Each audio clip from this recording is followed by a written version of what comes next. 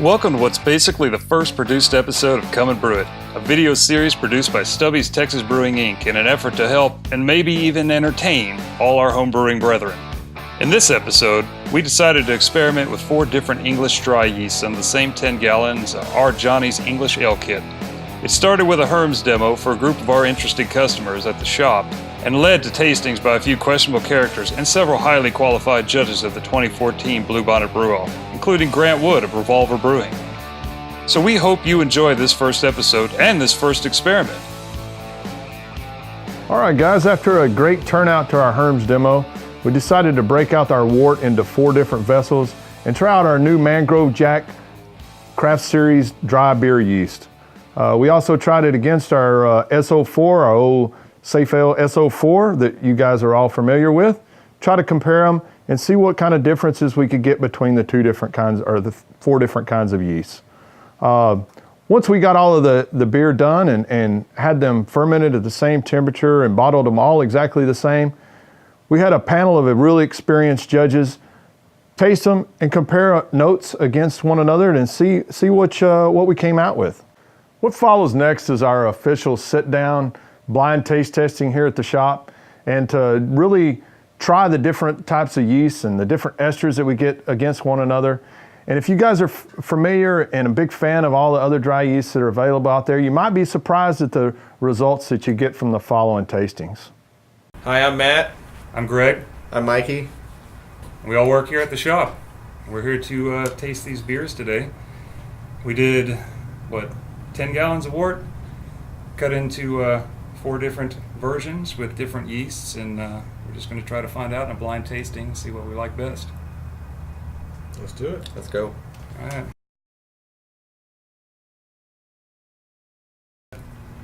When we first bottled this, the Burton was the favorite because it had the best overall flavor, just flat, before bottle conditioning. And then probably gradually followed after that to where the SO4 was the least favorite because no flavors were coming out. Everything seemed matted compared to the rest of them. And then the British, I think, was probably the favorite at the time, followed by the Newcastle, because the Newcastle seemed extra sweet at that point in time. And it's gotten only better in the bottle. The British is great. Both of these seem to be really easy to drink, the British and the Newcastle, while the SO4 is better now than it was then. Yeah. These guys didn't get to taste that at the point back then. I've seen some of the tastings and seen I had 04 go on the far end, and I've seen the Burton Union place higher, and today it's just... Doesn't seem to be aging very well. Yeah. But they all came out well. All. None of these are bad beers. If you had to put them in order. When you taste them side by side like this, individually, that would be a good beer versus that. But when you try them all together, all of a sudden you really start seeing differences, and that's when you can place a ranking. If I had them separately, I would have a real difficult time telling you, I like that one over that one. Yeah, if you had tried these all on different days, they'd probably all be real similar. Probably wouldn't really notice much of a difference. But it's interesting to see how different they are all 4 together. Were you surprised by the placement of the SO4? I mean, since that's pretty much a standby for an English ale yeast. When I first tried it, I was, because I've used that so much as for my dry yeast. That's the only English ale yeast you really could get. That's the only one I used, and I really liked it. I liked the results of it before, and side by side, it's when I tried the first time, it didn't rank as high. It's gotten higher since then, but yeah, I was surprised on how it ranked with everybody else. I think I was a little surprised too. It's been a standby yeast for me, a go-to for even non-British styles. Mm-hmm. Just because I like how clean it typically is. I like how quickly it ferments. I know its characteristics, so it's predictable to me.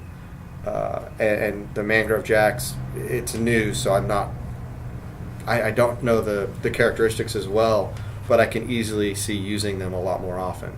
Mm-hmm.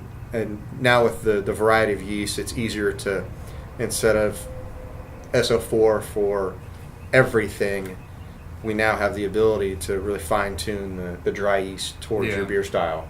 Yeah, oh yeah. And a lot more variety overall with that. Yeah, the SO4 to me, I mean, I've used that more in dark styles than anything else. So I was surprised, honestly, that it had the least amount of flavor out of the group. So, I mean, that alone is strange to me. But the others really made it pronounced. But then that's been the same with all the mangrove jack yeast so far that we tried. They're all really clean. Yeah, I'd be curious doing the same type of experiment with like a porter, or doing the same type of experience with like an English IPA to see how a really malty beer would showcase, or how a really hoppy beer, not really hoppy, but a much hoppier beer. Which one showcases hops? Which one showcases malt? This is a good base beer because it kind of it's not hoppy, it's not real malty. It's a pretty low key beer to try these on. You really get a lot of yeast character, but even in beers where you don't get a lot of yeast character, some yeast showcase malt better, some yeast showcase hops better. I'd be curious how these do the exact same. I feel like the Burton might have a chance if we do something different. Yeah, it might be the winner, actually. I don't think it's a bad yeast. I think it's just this particular experiment, this particular beer might not be. It just didn't.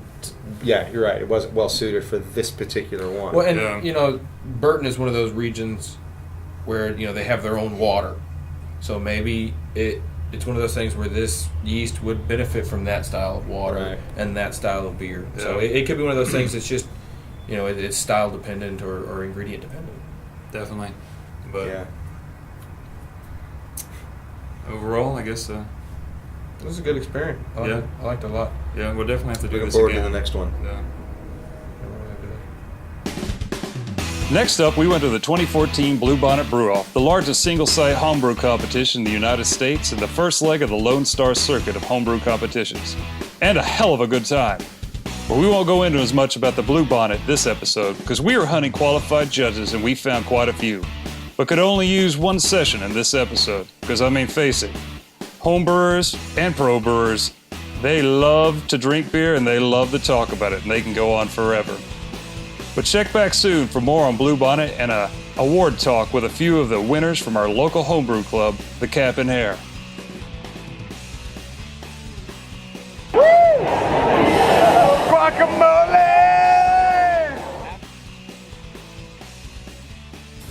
What we're going to do is we actually have a special guest with us today, Grant Wood from Revolver Brewing down in Granbury, Texas.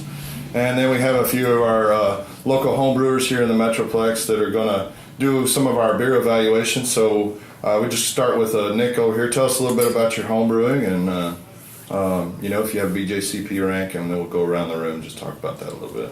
So my name is Nick Goodman. I've been brewing for about 11 years now.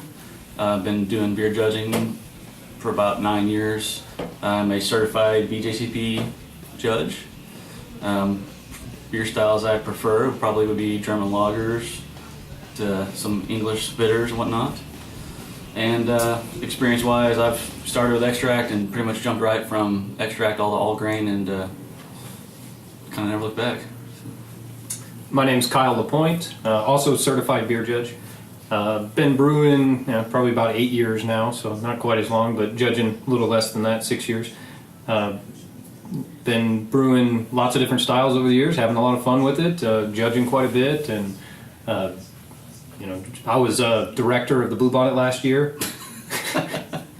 Not really, but I wrote the program, and this guy was the director, and I changed his name to mine because it wasn't. Anyway, but no, it's looking forward to this judging. I'm John Mosier. I've just been brewing with these guys for the last 2 years. I've been retailing beer for 6 years now, though, and I've done some judging over the last couple of years. Aren't you assistant? Certified beer server, working on level 2. Okay, yeah. Good. And I'm also working on my BJCP. Grant, do you want to tell us anything about you other than you're a pro brewer?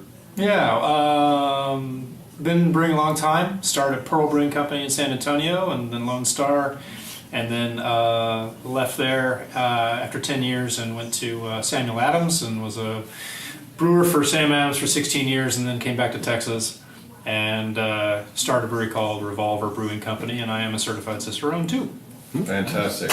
All right, guys. Well, let's start with which one ever you guys would like to start with.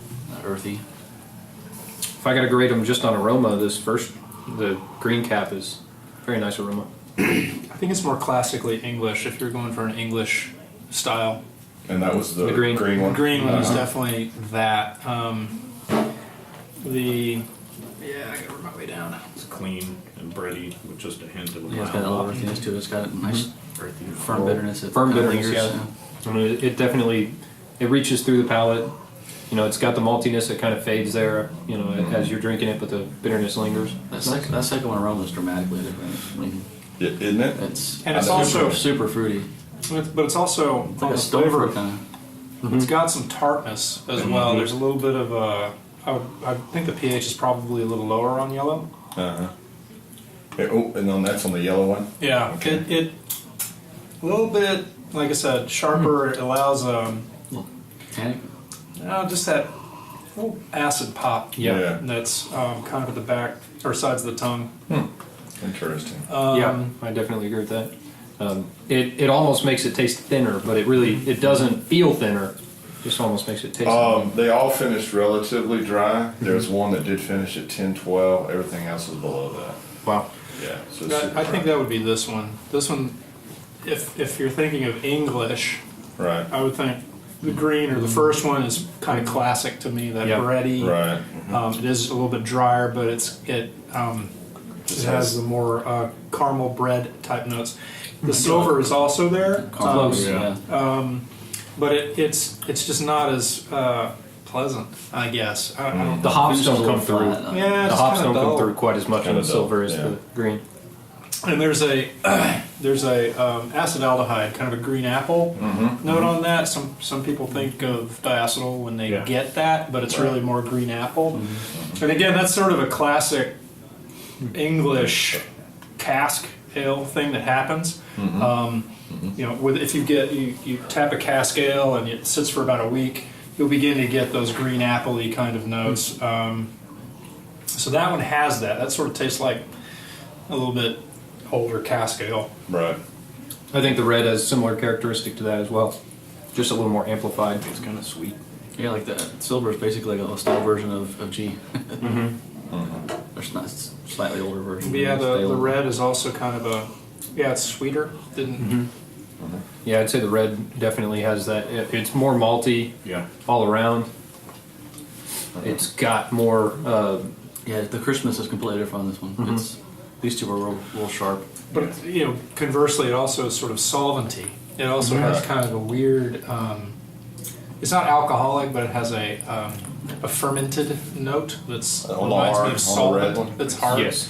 And Slightly boozy. so yeah, it's kind of So that was the one that- boozy or that nail polish. It kind of. had something in the aroma that none of us were quite able to place, but it's definitely along the solventy, or it could be acetaldehyde, but it's not the same as that silver beer. I definitely like the green the best. I mean, that one's all around a good beer. It's nice and bready. And the yellow and the silver are both nice too. The red it's got some issues. I'm not a huge fan of it. I'd probably go green, silver, yellow, red. Green, silver, yellow, red. Okay. Yeah, green's definitely my favorite. I keep going back to the yellow though. I'm not sure. I'm not sure if that would be second or not. There's things I like about it. But if you're going to be going, I guess it depends on how you're judging it. Are you judging it to style? Are you judging it to the beer that you want to drink? That's kind of what I think is interesting in this experiment is you guys I kind of like doing this as a blind test because I kind of have preconceived notions of what I'm supposed to be tasting, whereas you guys don't, right? So Well, we don't have the style guidelines. Just right. picking a beer I want to drink. But ready to go on, but right? I think I would like to know what you think is best classics to the classic style. I like them in the order that they're poured and that we drank them. I like green, yellow, silver, red. Okay. But I mean, the yellow and the silver, they're both unique. They're different in their own ways, and they're both very good. But I mean, overall, is it pretty amazing the differences? Yes. Those? Well, and I think green is a notch above what the other ones are. I know. I think I'm with Nick, where I like the silver more than the yellow. Yeah, I think they're closer. The fruit one was really Yeah, I think I'm going to go with the green, silver, yellow, red. I don't like the red really much at all. No. Yeah. This doesn't make a really nice beer. I'm trying to think of where I've tasted that flavor before. There's also some acetaldehyde in this, but because of the tartness, I don't know if it just kind of blends in with it or what. Right. But if you were making, like, if you're shooting for a more refreshing kind of summer English style ale, summer ale, yellow would probably serve you very well. I think it's that really that helpful. carbonation also adds to the acidity because it's heavily carbonated. Yeah, The it thing that's definitely getting showed me more about foam. the yellow one is it has Okay, it's like so this lemon rind. what I'm going to do Yeah. now is I'm going That to I give don't you dig. guys the great reveal and let you know cool. exactly what yeast or what you're tasting. Okay, you guys liked Green. the green the best. That is the new Mangrove Jack British Ale. Okay. Nice. And then which ones did you like the best? Probably silver. Silver was but the resounded. Okay, that was the Newcastle Dark Ale. Now that's the one that didn't finish as dry as the other two. Okay, it finished at about 10, 12. Wow. This has a little, of course, it is known to have less attenuation than the other three, right? Okay. And then the yellow was Burton Union, it was a Burton Ale yeast. Okay. And then the red was SO4, the one that you guys are all really common with. So, Safel? Really? yeah. So this is one of the things I thought this was really surprising because I always really liked that yeast. And Oh yeah. I've used it to great success. And that's what I think this has been the consensus of most of the people that I've let taste this is they think, it's not a bad beer. It's just not as good as the other ones. Right. If you just put that beer on the table and told me to drink it, I'd give it mediocre reviews. Right. I wouldn't say you did a bad job with that beer. Right. But giving us, and especially trying the green one first, Yeah. I think It probably has a lot to do with the style you're doing too, because whenever I've used SO4, it's been in heavier, maltier beers. Right, I've liked it, and this one I think works better with those other. And that's interesting because one of my favorite beers is London Pride. I love that beer. And man, when I tasted that, when I tasted the green or the British Ale, I really thought, man, That's one. Yeah. that's that bready flavor that you get. yeah, you right? get the bread in the English smell, and ale you get the yeast, bread yeah. in the flavor. So- you can drink pints of that. And I've made English bitters a million times with SO4. I always thought they were good. I never thought they were great, but I really did think that made a big It's interesting difference. too how low carbonated or how much lack of carbonation there was in that green as well. Right. And I wonder if that was actually better for this. Maybe. It made it better to have less. But carbonation. I thought it was pretty interesting. The differences that you got from the different yeasts, and we greatly appreciate you guys helping us out for this.